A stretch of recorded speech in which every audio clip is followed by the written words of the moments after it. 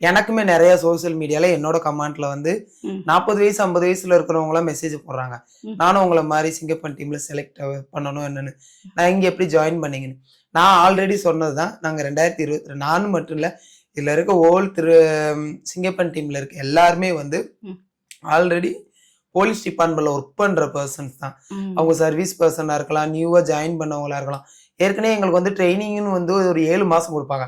ம். அந்த 7 மாசத்துல குடுத்தது அந்த 7 நாள்லயும் குடுத்தாங்க. ம். வேற ஒரு வித்தியாசமும் இல்ல. ஓகே. எங்களுக்கு 7 மாசத்துல வந்து எப்படி ஒரு சட்டம் ஒழுங்குக்கு காவல்துறைக்கு போனா நம்ம எப்படி செக்ஷன் பண்ணணும், ஒரு அடிதடி கேஸ் வந்தா என்ன செக்ஷன் போட்டு அவங்கள ரிமாண்ட் பண்ணணும், ஒரு கொலை கேஸ் வந்தா என்ன பண்ணணும், ஒரு தவறான ஒருத்தங்களை திட்டிட்டா என்ன கேஸ் போடணும், இந்த மாதிரி எல்லாத்துக்கும் எங்களுக்கு வந்து உள்ள லா கிளாஸ் நடக்கும். அது போக பிசிக்கலாவும் எங்களுக்கு கிளாஸ் நடக்கும். வெப்பன் பயிற்சி, அப்புறம் வந்து அந்த வெப்பன் பயிற்சி இல்லாம நம்மளே அந்த இடத்துல தற்காத்து கொள்றதுக்கு மாஸ்டர் ஆர்ட்ஸும் சில விஷயம் கமாண்டோ டீம்ல இருந்து சொல்லி கொடுப்பாங்க.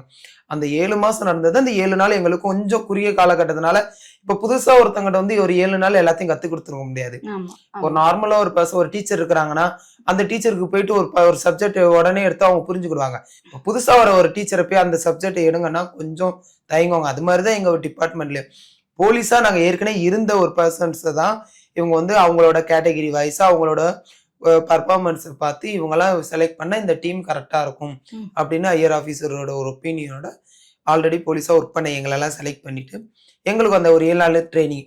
இந்த 7 நாள் ட்ரைனிங் எங்களுக்கு தெரியாத விஷயம்லாம் இல்ல. ம். ஏற்கனவே நாங்க கத்துக்கிட்ட சில விஷயங்களே சில மாற்றங்கள் இருக்குது.